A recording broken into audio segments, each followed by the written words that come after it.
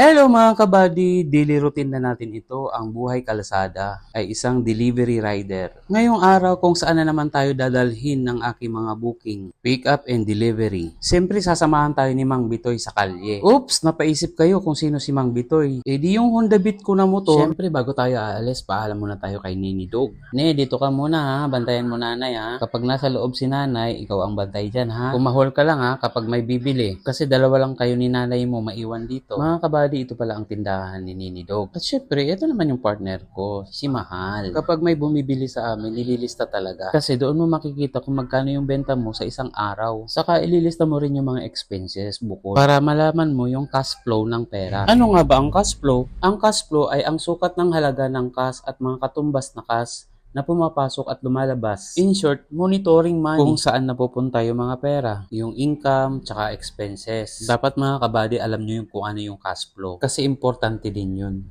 Mga kabady, kung nakikita nyo yung mga painting dyan sa wall, ay mga obra maestra ko yan. Kasi mahilig ako mag-paint. At yung ibang paint na yan, kagaya niyan na bulaklakit na yan, at yan dyan sa gilid at doon sa taas, gawa ko pa yan noong pandemic. Kasi that time ng pandemic, di ba, bawal tayo lumabas. So, ayan yung napaglibangan ko, yung maggumuhit, mag-paint. Marami akong painting noon, yung iba nabili. Yung iba, pinamigay ko. Kasi hiningi nila. Okay mga kabady, kasama ko na si Mang Bitoy. Sinakyan ko na. Kukuha na naman kami ng booking for pick up and delivery. Siyempre, hindi natin makalimutan ang mag-pray at humingi ng gabay habang nasa kalsada. Kasi ang buhay delivery rider, hindi yan basta-basta. Kahit yan na yung daily routine na ginagawa mo, siyempre, iba-ibang customer yung makakasalamuha mo, ay challenge na rin yan sa'yo kung paano ka makitungo sa ibang tao. Kaya lagi tayong mag-ingat. Nakatatlong beses na ako tawag doon sa pick up. Di sinasagot, kaya tinawagan ko yung sa drop off. Kasi yung drop off naman yung nag-book nito. Hello? Hello ma'am. Pare ko, Ma'am, pakontak naman ako doon sa ano. Hello. Hello, sir. Pakontak naman ako doon sa pick up. Kanina pa kasi ako tumatawag, walang sumasagot. Ano yung sumasagot? Kanina pa kasi ako dito. Muulan pa. Message ko, sir. Sige po. Kadalasan talaga ganyan yung ma-encounter mo, yung hindi sila sumasagot kapag tinatawagan. Ayan na yung first booking natin. From Rodriguez yan, deliver to Pasig. Next naman tayo doon tayo sa second booking.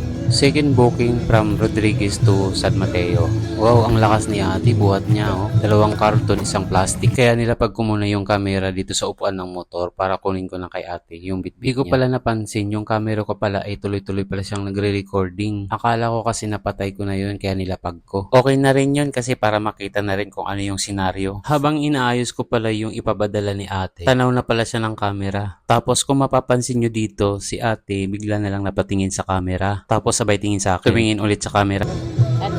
Sir, maraming salamat. Ayun oh, mabait si ate. So, ito na nga mga kabady, yung mga first booking tsaka second booking. Pinagsabay ko muna, puro pick up, saka i-deliver. Feeling ko nasa Baguio na ako naglalalamo kasi ang tatarik ng mga kalsada dito, may biglang paakyat. Tapos biglang may pababa, basa pa yung kalsada. Kaya dahan-dahan lang ako sa pagdadrive, tapos hawak ko pa yung camera. Sana all to the airport. Itong bundok na to ay sakop pa ito ng San Mateo. Tapos may tagos na to papuntang Marikina. Yun lagi ang ginagawa ko. Pag alis ng bahay, kuha ng booking sa Rodriguez at San Mateo, papuntang Marikina, Pasig, kung saan man. Depende sa booking. Kaya sa araw-araw na ginagawa mo, mapapamilyar mo talaga yung mga daanan. Ito pala yung padala ni ate, yung 2 box na may isang plastic. Para pala kay tatay. Dito yan sa may San Mateo. Oops, third booking. Ano to? Ay, sa ano? Sa beach? Sa ano to? Sa beach? Drop off Marikina. Surang wala mo. Okay na po. 30.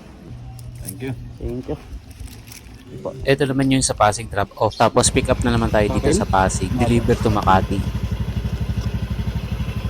Ayan, kuhanan daw ako ni kuya ng picture. Tapos yung ID ko, picturean din daw niya. Hindi niya masender kaya inilapit ko yung ID ko sa camera niya. Focus eh. Yan, okay na. At saka inabot na sa akin yung ipapadala ni sir. Ayan, ipasok na natin sa lalabag.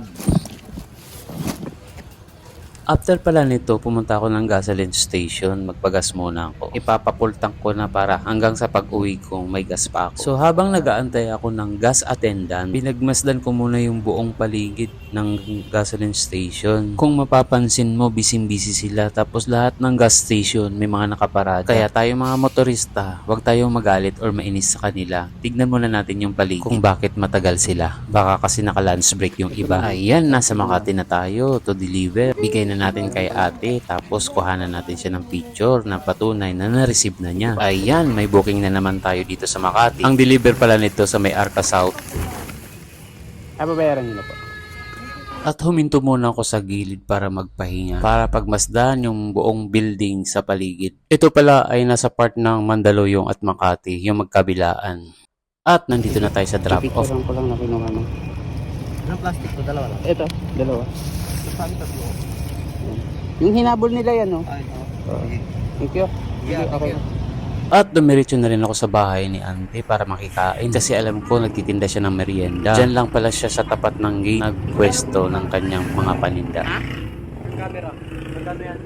At may nakapansin pala sa camera na dala-dala ko. Tinanong ko magkano daw. Hindi ko naman to binibenta. Nagtatanong lang pala siya kung magkano pala yung ganyang camera. Shout out pala sa auntie ko. Patas kong lumaban sa buhay. Marunong lumiskarte. At syempre, nakauwi na pala ako sa bahay. Kaya hawak ko na yung cellphone ko kasi sabi ko. Kasi re-reviewin ko na yung mga nakuha kong video. Kasi iisa-isahin ko pa yan. I-edit ko pa yan. Magka-cut pa. Tapos magbo-voice over pa. Habang busy ako sa kaka-review at kaka-edit nito, biglang lumabas dyan yung asawa. Kaya tinawag ko siya, sabi ko tabi ka sa akin, hindi niya alam may nakaset up na camera. Kaya tinitigan ko siya.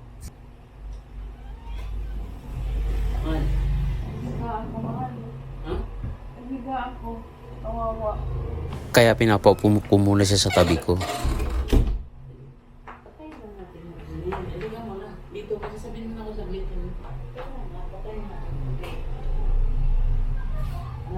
Usap muna daw kami. Hindi ako makatulog kasi parang ganyan yung battery o yung sofa.